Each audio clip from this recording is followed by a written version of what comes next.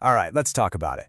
If you're a creator, an online seller, or maybe you're deep in the gig economy, there's a good chance a certain form landed in your inbox and caused, well, maybe a little bit of stress. We are talking about the 1099-K, of course. And today, we are going to pull back the curtain on this thing, demystify that big, scary number, and hopefully turn that confusion into confidence.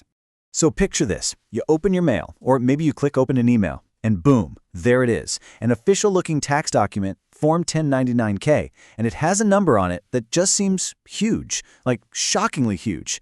Your first thought might be total panic. Is that what the IRS thinks I owe? Deep breath. You are not alone, and we are going to sort this all out right now. Okay, so take a look at the form itself. You see that box 1A? It says gross amount of payment cards/third-party network transactions. That line right there is the entire source of the confusion. So let me be crystal clear. The number in this box is almost certainly not your taxable income. Think of it as a very high and, frankly, kind of misleading starting point for a calculation that we're about to do together. So why is this form suddenly popping up for millions of people who have never, ever seen it before? Well, the answer is that the rules of the game have changed, and they've changed dramatically. Let's dig into the reason behind this sudden 1099-K explosion. You know, the big picture here is actually pretty simple. The IRS, they believe there's a whole lot of underreported income out there, which creates what they call a tax gap. So their solution? Get more information directly from the payment platforms themselves. The 1099-K is basically the IRS's new favorite tool to, help us all report our income and improve what they call voluntary tax compliance. Now, what's really wild is just how much the goalposts have been moving.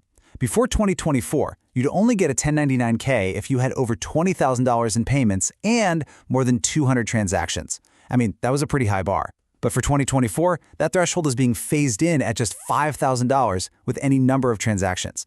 Now, the plan is to eventually go back up, but for now, the net has been cast so much wider. This one change is pretty much the main reason you and millions of other people are probably seeing this form for the very first time.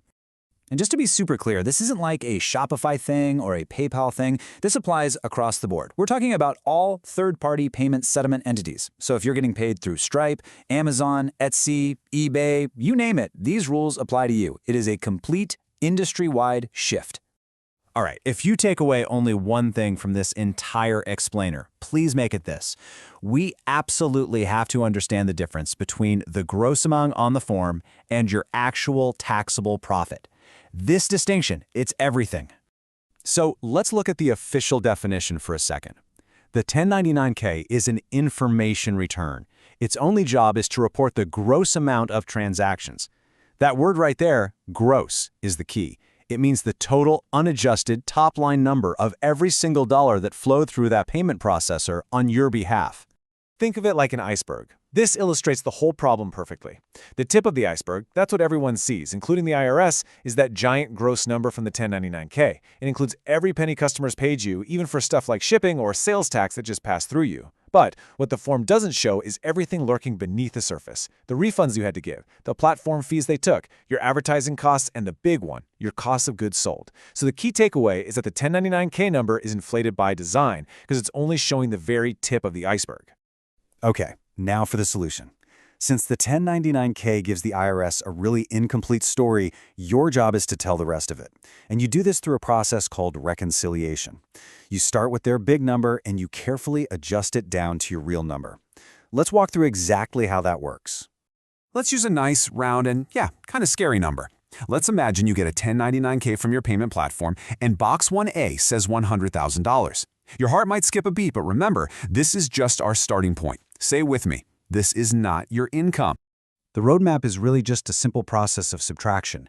First, you take that gross figure, $100,000. Then, you subtract all the money you had to give back in refunds and returns. In our example, that's $15,000. Next, you subtract the fees the platform charged you, say $3,000. And then, the big one. Subtract what it cost you to actually buy or create the products you sold, your cost of goods sold, which is $40,000 here. And after all those deductions, what are we left with? $42,000. I mean, look at that difference. We started with a $100,000 problem and we reconciled it all the way down to a $42,000 reality. That is the number you'll actually be taxed on. And this right here is why your own bookkeeping is completely non-negotiable. The 1099-K makes having good records absolutely essential. Okay, so once you've reconciled your income, you face another really critical question. Is what you're doing a business or is it a hobby? Because the IRS sees these two things very differently, and how you classify your activity has massive implications for your tax return. So how do you know which one you are? Well, unfortunately, the IRS doesn't give us a simple checklist. It's more of a big picture test. They look at this list of 9 factors to try and understand your intent. Are you acting like a business? Are you keeping separate books? Are you putting in the time and effort to be profitable, or is this really just for fun? Do you depend on this income?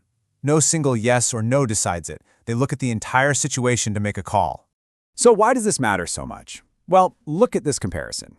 If you operate as a business, you get to deduct all your ordinary and necessary expenses against that income. But you also have to pay self-employment taxes. Now, if it's a hobby, you don't pay self-employment tax, which sounds good, but you can generally only deduct your cost of goods sold and no other expenses. The key here isn't to pick which one gives you a better tax outcome this year. It's to honestly assess your activity and choose the classification that is correct for your situation, because you need to be ready to defend that choice if the IRS ever comes knocking.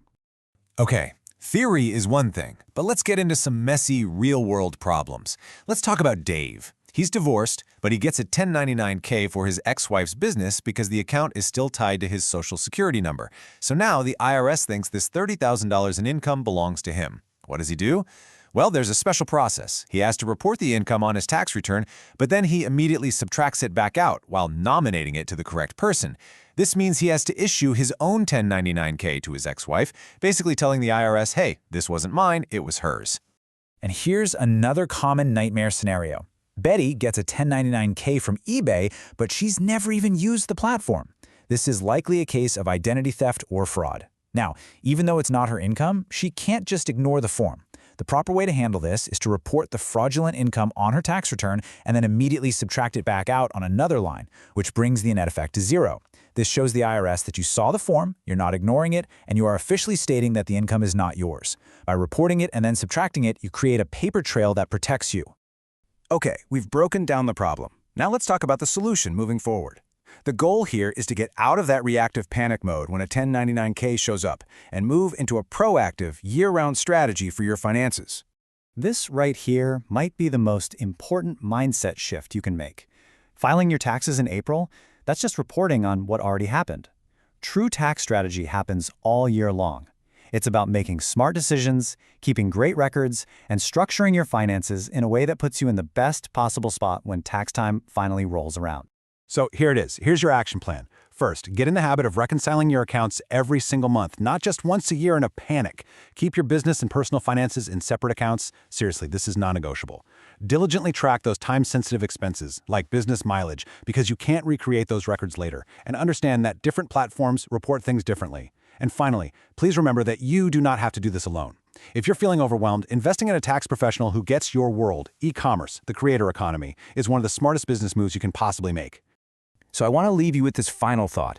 The arrival of a 1099-K, it doesn't have to be a threat. Instead, you can actually look at it as a prompt, a little nudge to treat your creative passion or your side hustle like the real business it is. So the question really becomes, is tax season just some stressful deadline you have to meet, or can it be a valuable annual checkup, a measure of your financial health, and a springboard for a much more profitable year ahead?